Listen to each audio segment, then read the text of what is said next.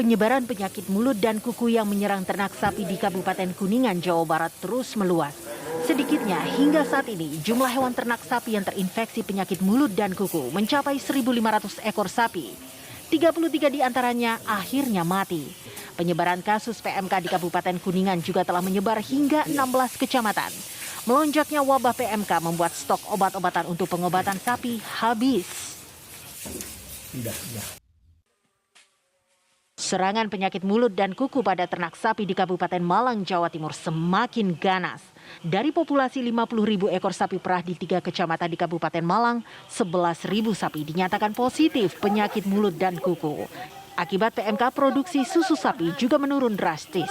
Bahkan sapi juga tidak memproduksi karena tidak mau makan. Yang paling tragis, kematian sapi akibat PMK terus meningkat. Di 3 kecamatan di Malang, lebih dari 1.000 ekor sapi mati. Kondisi menyedihkan juga dialami peternak sapi di Bantul, Yogyakarta. Sedikitnya 973 sapi peternak terindikasi terkena penyakit mulut dan kuku. Sebelumnya di Kecamatan Pleret sebanyak 570 sapi lebih dulu divonis terserang PMK. Petugas pos kesehatan hewan hanya bisa memberikan obat kepada sapi lantaran vaksin anti PMK belum diedarkan. Sementara itu di Asahan, Sumatera Utara, akibat meluasnya serangan wabah penyakit mulut dan kuku, puluhan peternak sapi mengalami kerugian. Selain merugi, sebagian besar peternak juga kewalahan akibat mahalnya vaksin anti PMK yang tembus Rp100.000 per ekor. Masifnya kasus penyakit mulut dan kuku pada sapi yang terjadi di sejumlah wilayah di Indonesia menuai keprihatinan. Tidak hanya merugikan peternak hingga ratusan juta rupiah. Wabah PMK diprediksi akan semakin meluas jika vaksinasi anti PMK tidak disegerakan. Seiring semakin dekatnya Hari Raya Kurban, masyarakat pun ikut khawatir hewan kurban yang mereka beli terkontaminasi penyakit mulut dan kuku. Tim TV One mengabarkan. Nanti kondisinya tambah makin menurun ya. Mana ada katanya sampai yang nggak bangkit itu lebih mengkhawatirkan. Oke, kita akan langsung diskusikan hal ini bersama dengan sejumlah orang narasumber yang sudah bergabung bersama kami. Saya sapa terlebih dahulu yang dekat kita dulu ya, Mbak ya. Ini ada Pak Slamet, anggota Komisi 4 DPR RI fraksi PKS, dan juga sudah terhubung bersama kami melalui sambungan Zoom. Ada Pak Mustaqim dan juga Pak Ade yang merupakan peternak sapi. Selamat pagi semuanya, salam sehat. Selamat pagi. Pak Ade, Pak Mustaqim. Ya, Pak. Iya, selamat Halo. pagi, Bu. Halo. Oke, bisa mendengar suara kami ya, Pak ya? Jelas ya?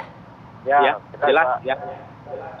Oke, saya satu-satu dulu ya. Saya mau ke Pak Mustaqim dulu deh. Pak Mustaqim, tadi saya menanyakan kabar Anda, katanya baik. Tapi kalau untuk hewan ternak bagaimana, Pak, kabarnya? Alhamdulillah di daerah kami baik-baik saja, Mbak. Kalau di daerah lain kemungkinan ada yang terjangkit. Ada berapa ekor sapi yang Pak Mustaqim miliki? 15 ekor. Ada yang sudah terindikasi terinfeksi PMK, Pak? Alhamdulillah tidak ada. Aman. Oke, tidak ada. Oke. Nah, dengan adanya PMK ini, Pak, dampaknya buat Bapak, peternak sapi gimana, Pak? Sampai sejauh ini ya, Pak? Ya, Pak. Emang agak kesulitan jual ternak, agak sulit. Itu jadi Bagaimana, Pak? jual ternak sulit, Mbak, sekarang. Kan pasar-pasar ditutup. Ya. Kalau ada kebutuhan mendesak, itu sangat sulit. Oke. Nah, kalau dari Pak Mustaqim sendiri, agar hewan ternaknya tidak terinfeksi ya, Pak, PMK, Bapak melakukan apa saja, Pak? Melakukan penyemprotan desinfektan tiap hari, 2 kali sehari. Begitu kalau Tapi dari dinas dikasih dari vitamin. dinas setempat tiap ada yang hari, datang nggak, Pak?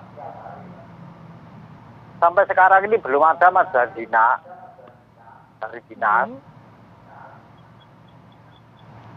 Jadi upaya pencegahannya sekarang masih mandiri gitu, Pak? Ya, mandiri, dibantu sama koperasi. Oke, baik. Pak Mustaqim, kok tadi Pak Mustaqim mengatakan alhamdulillah sih bersyukur ya hewan ternaknya sehat. Kalau Pak Ade gimana, Pak Ade? Sama seperti Pak Mustaqim juga, hewan ternaknya tidak terjangkit PMK? Sehat kondisinya? Enggak. Bagaimana, Pak Ade? Enggak. Ya, kalau saya mungkin berbeda dengan Pak Mustaqim ya Bu. Kalau saya di Kuningan, Jawa Barat, sapi yang jumlahnya 85 ekor itu terjangkit semua dengan PMK. Bahkan Semua, Pak? sampai sekarang itu dari produksi susunya pun menurun drastis, hampir 70% dari pendapatan. Seperti itu. Berarti untuk saat ini gitu Pak Ade bisa cerita nggak dengan ternak yang terjangkit PMK dampaknya gimana Pak? Ya, kalau berbicara masalah dampak, ya jelas dampaknya sungguh sakit untuk peternak ya. Karena pemberian pakan tetap sementara, penghasilan dari susu sapi berkurang 70%. Belum juga Berkurang. dari kematian, ya dari kematian gitu. Terus stok obat-obatan juga kan terbatas, gitu. Mohon maaf, Pak Ade kalau obat-obatan cari sendiri atau mungkin dari dinas terkait ada yang memberi supply gitu, mensubsidi lah? Ya, kalau cari sendiri juga ada ya, dari supply dari koperasi juga yang mitra kita juga ada, dikasih obat-obatan. Tapi sampai saat ini belum ada solusi yang jelas ya. Kalau misalkan disemprot disinfektan setiap pagi dan sore selalu, tapi wabah ini semakin meluas, semakin mengkhawatirkan. Oke. Kekhawatiran Pak Ade, Pak Mustaqim, nanti kita akan coba minta tanggapan dari Pak Slamet ya. Tapi kita jeda dulu sejenak. Apakah Indonesia Pagi akan kembali hadir saat lagi untuk Anda tetap bersama kami.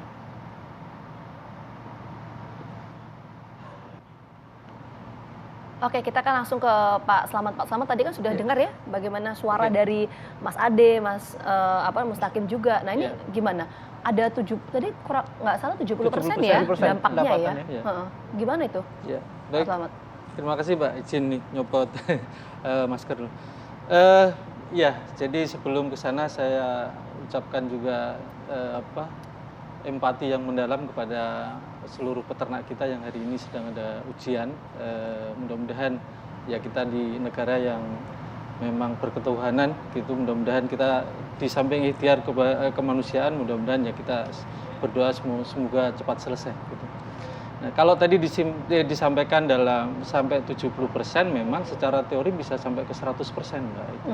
Artinya hewan yang terjangkit di sini bisa 100% untuk baik di lokasi itu maupun nanti secara kewilayahan. Kita khawatir di Indonesia kalau penanganannya sampai hari ini tidak signifikan atau seperti hari ini, maka kita khawatir ini akan menjadi bencana yang tidak terkendalikan untuk dunia peternakan kita secara khusus, dan khususnya nanti akan punya efek domino untuk ekonomi dari bangsa kita. Ini yang kita khawatirkan seperti itu, Mbak.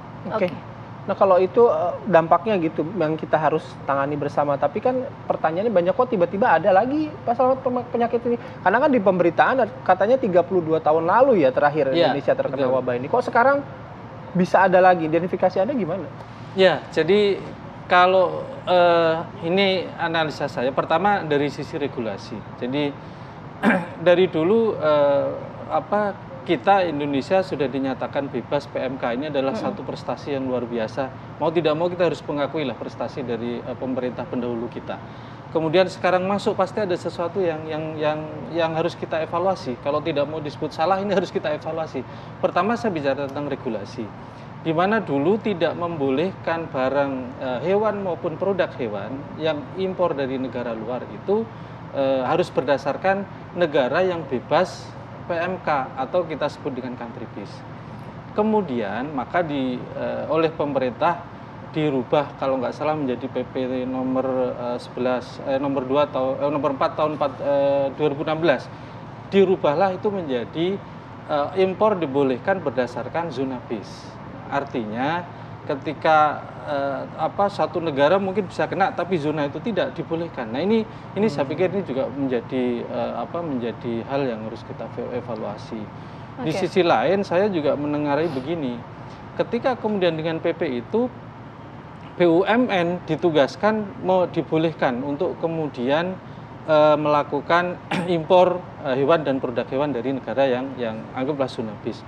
Dibukalah kemudian itu tidak hanya BUMN, kalau tidak salah dengan PP nomor 11 tahun 2020 itu swasta dibolehkan. Artinya selain BUMN dibolehkan impor dari pihak-pihak swasta. Nah, 3 bulan setelah itu muncullah kemudian PMK ini. Nah, dari mana ini mungkin yang kemudian pemerintah perlu mengambil tindakan secara tegas sehingga bisa mendeklar dari mana kira-kira asal-usul dari PMK ini yang itu belum dijawab oleh pemerintah sampai hari ini. Asal-usul dari wabah PMK ini sebetulnya juga kita ingin minta tanggapan ya dari pemerintah melalui Kementerian Pertanian, tapi sampai saat ini kami dialog, belum ada respon. Kita harapkan sih bisa bergabung bersama kami, jadi kita bisa temukan solusinya dalam diskusi pagi hari ini. Tapi yang menjadi pertanyaan saya Pak, selamat pagi ini. Sebelum nanti saya mau ke Mas Ade dan Mustaqim ya.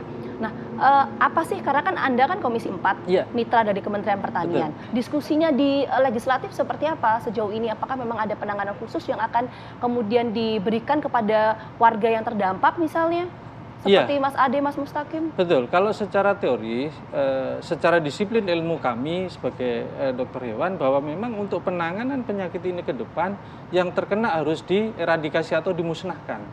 Nah, sehingga dimusnahkan inilah kemudian negara harus hadir, kemudian nanti melakukan penggantian terhadap rakyat kita yang memang punya itu. Karena memang ini kalau tidak dilakukan demikian, kita khawatir kemudian akan semakin tidak terkendali untuk penyakit ini. Nah, yang sudah dilakukan oleh Komisi 4, terus terang ya kita sampaikan bahwa awal-awal kami, teman-teman bersama dengan teman-teman anggota Komisi 4, kita sangat kecewa.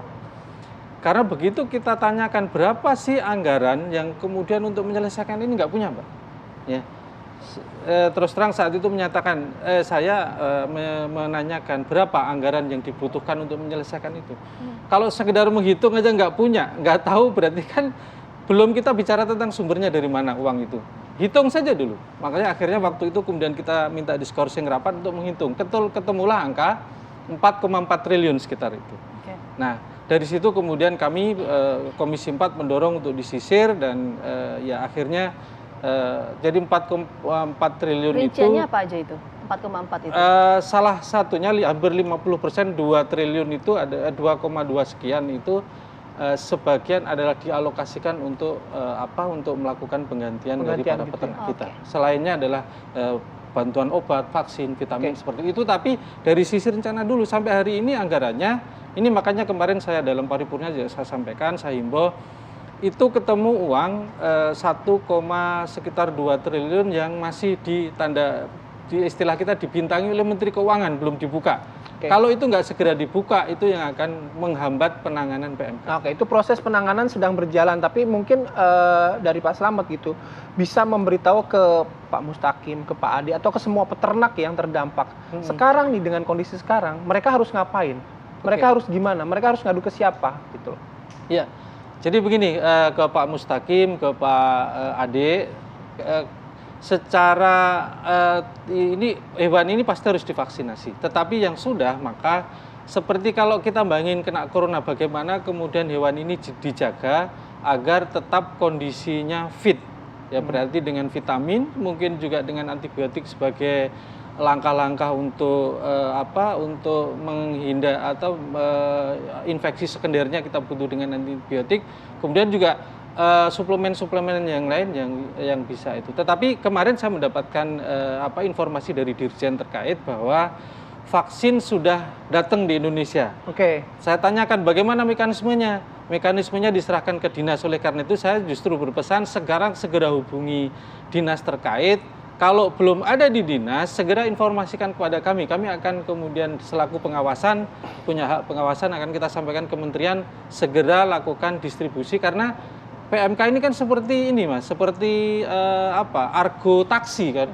Argo berjalan terus, kalau penanganannya jalan di tempat, maka kita khawatir sesuatu penyebarannya cepat banget ya, Pak ya. Betul. Ya. Saya terakhir sedikit saja ke Pak Ade sama Pak Mustaqim. Pak Ade, rencana Anda gimana dengan kondisi sekarang seperti ini, Pak Ade? Atau mungkin ada yang ingin disampaikan ke Pak Slamet?